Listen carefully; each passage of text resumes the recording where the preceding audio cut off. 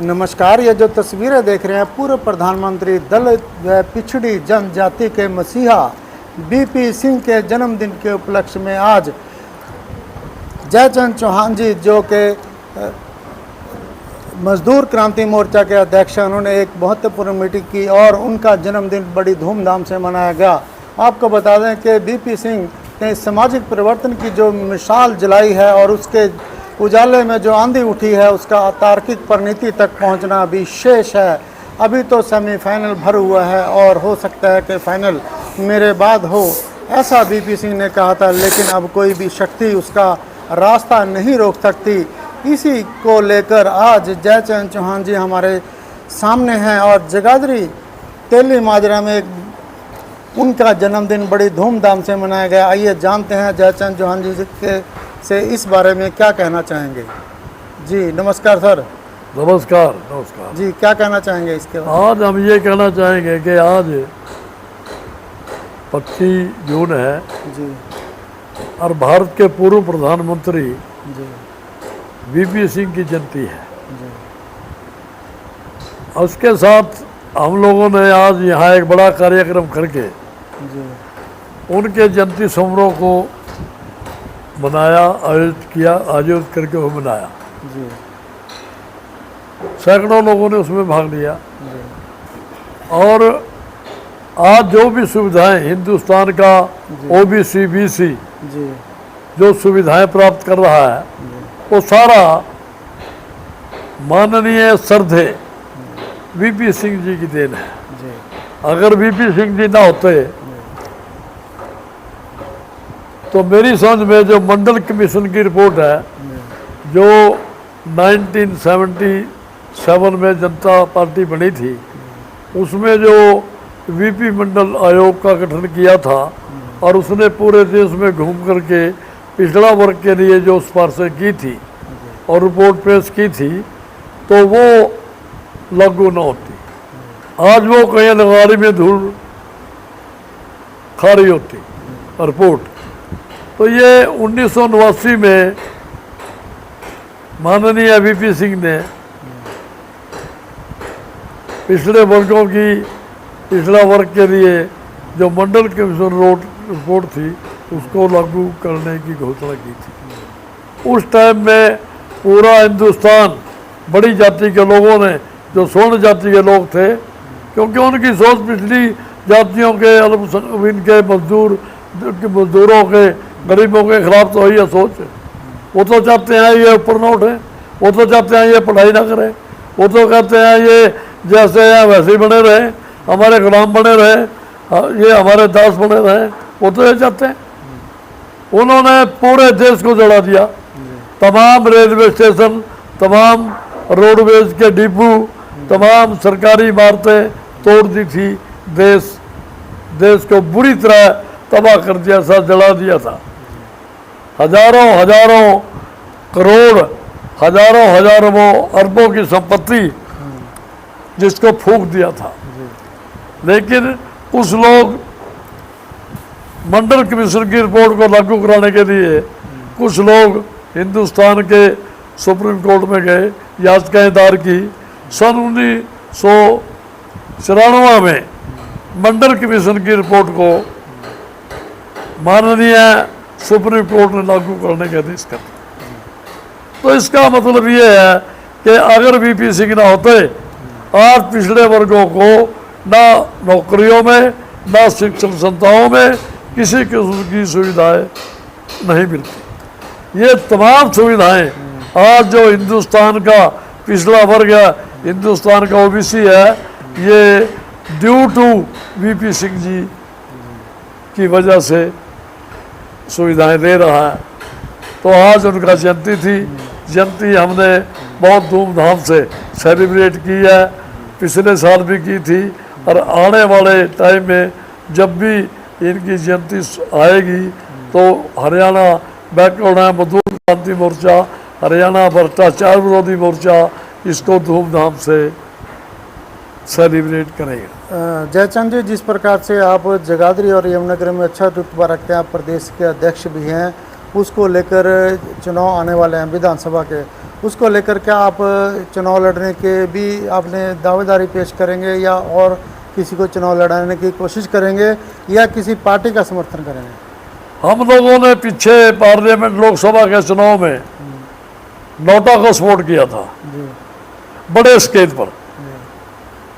50,000 poster छपवा के पूरी parliament में, पंचकुला क्या, आपका पजौर क्या, कालका क्या, माड़ा कंट क्या, आपका सहा क्या, ये बराला क्या, बराला उनको बढ़ा। क्योंकि आज हालात ऐसे बने हुए हैं, कोई भी पॉलिटिकल पार्टी इस काबिल नहीं है, इस काबिल नहीं है जो देश की जनता को आगे ले जा सके, देश के हर वर्ग के लिए काम कर सके। तो आज कोई ऐसी पार्टी नहीं है। पार्टियां ये हैं कि एक गई दूसरी आई, कोई फर्क नहीं आपस में। ये सारी बात करके हमने 14 अप्रैल को, जिस दिन हमारा डॉक्टर भीमराव अम्बेडकर की जयंती होती है, और 1 मई को जो लेबर डे होता है, हमने ये निर्णय लिया था कि पार्लियामेंट के चुनाव में हरियाणा बैकवर्ड क्रांति मोर्चा, हरियाणा ये भ्रष्टाचार विरोधी मोर्चा, ये नोटा का बटन जो नोटा कैंडिडेट है उसका समर्थन करेगा। इसका समर्थन हमने किया, बहुत उसके सकारात्मक रिजल्ट आए। पूरे जिला में 7,000 के करीब वोट नोटों को मिले। 15 कैंडिडेट में से 9 कैंडिडेट नोटा ने हराए, अच्छा 9 कैंडिडेट, और पूरे प्रदेश में 50,000 वोट पड़े, 50,000 वोट पड़े हैं नोटों को। क्योंकि इससे लगता है कि मौजूदा जो पार्टी का राज था, भारतीय जनता पार्टी का राज था, मोदी अमित शाह का राज था, राजनीत सिंह का राज था, यामनोल और कट्टर थे, ये तमाम उनके खिलाफ लोगों में एक बहुत बड़ा गुस्सा था, बहुत बड़ा गुस्सा था। उस गुस्सों को नोटा को सपोर्ट करके साथ किया है। आने वाले समय में भी हम देखेंगे जो विधानसभा चुनाव आ रहे हैं, उसमें हम नोटा को समर्थन करें या किसी पार्टी को समर्थन करें या कोई अपने कैंडिडेट खड़े करें, इसका निर्णय भी लेकर के जल्दी हम कोई प्रेस कॉन्फ्रेंस बना करके उनको आम जनता तक अपनी बात को पहुंचाएंगे। और पूछने को तो क्या कहना चाहें, जिस प्रकार से आपने नोटा को समर्थन किया लेकिन किसी कैंडिडेट को हराने में तो भूमिका रही नहीं नोटा की, तो उसको लेकर क्या कहना चाहते हैं कि यदि आप किसी पार्टी से नाराज हैं तो दूसरी पार्टी को समर्थन कर सकते हैं? मैं कहता हूं कि हमारी सोच ऐसी है, हरियाणा बैकवर्ड क्रांति मोर्चा की सोच ऐसी है कि सभी पार्टियां एक जैसी हैं। अच्छा लेकिन ये जो पार्टी है ना, भारतीय जनता पार्टी, जिसको पीछे से सपोर्ट करता है आरएसएस, अच्छा ये बहुत, यानी इससे निकम्मी, इससे घटिया पार्टी कोई हो नहीं सकती। ये क्या करती है, इनकी सोच, हिंदुस्तान के जो बहुसंख्यक लोग हैं, पिछड़ा वर्ग है, मजदूर है, दस्तकार हैं, इंजीनियर है, इनके खिलाफ इनकी सोच है।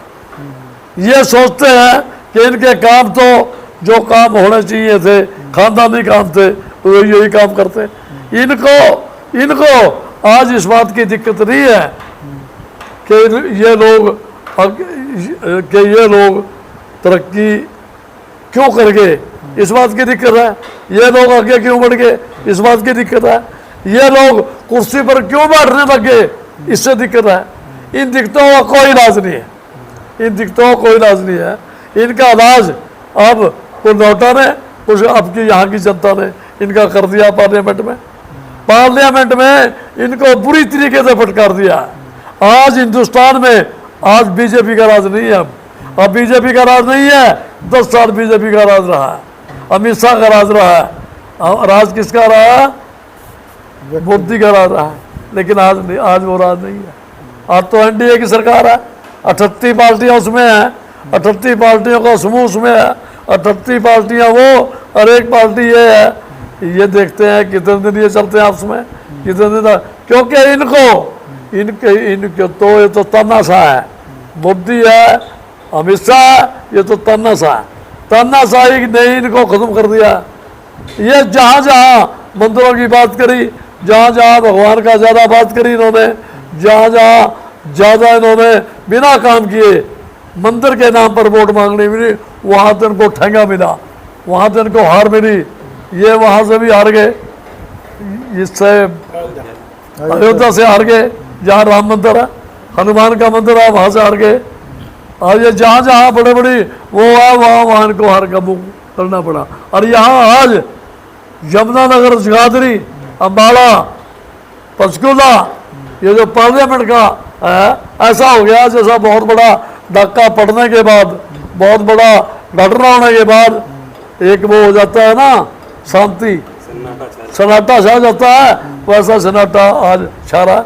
नहीं बड़े उछल कूद रहे थे, बड़ी छलांगा मार रहे थे कि ये हो गया 400 पार, 400 पार, हर जगह 400 पार। 400 पार का मतलब समझ गया लोग कि 400 पार क्यों मांग रहे हैं। ये हिंदुस्तान के आरक्षण को, हिंदुस्तान में जो SC BC और पिछड़े वर्ग को जो संविधान में डॉक्टर भीमराव अम्बेडकर ने जो इनको आरक्षण दिया है, उसको खत्म करने की चाल थी इनकी। आज भी वही चाल इनकी है, क्योंकि इनकी चाल चली नहीं। इनको लोगों ने भाप लिया, इस संविधान में संशोधन करेंगे और हमारे आरक्षण को ये खत्म करेंगे, इसलिए इनकी बात को भाप लिया और इनको ऐसा छिकाया। अब याद रखेंगे, इनको नंदी का दूध याद आ गया, आ गया ना, छठी का दूध याद आ गया, इनको नंदी याद आ गई। मैं ये कहना चाहता हूँ कि इनके साथ जो हुआ, इससे भी बुरी तरह इनके हालात जब तक विधानसभा में नहीं होंगे, जिनका सूपड़ा साफ नहीं होगा। अब पार्लियामेंट तो हाफ हुआ है, विधानसभा में साफ होंगे, नया सूर्य निकलेगा, नई किरणें आएंगी और उसके बाद नया जीवन शुरू होगा। इन शब्दों के साथ मैं अपनी बात को विराम देता हूँ। जय भीम, जय भारत। अरे सर, क्या नाम है आपका? हाथ में पकड़ लो। मेरा नाम ओमपाल सैन है जी।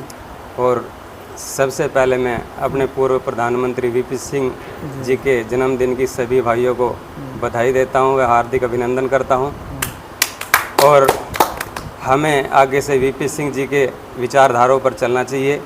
उन्होंने हमें हमेशा शिक्षा के प्रति संगठित होना सिखाया, संघर्ष करना सिखाया, क्योंकि जब तक हमारे जीवन में कोई शिक्षा नहीं होगी तब तक हमारा जो है कभी भी हम विकास नहीं कर सकते हैं बिना शिक्षा के।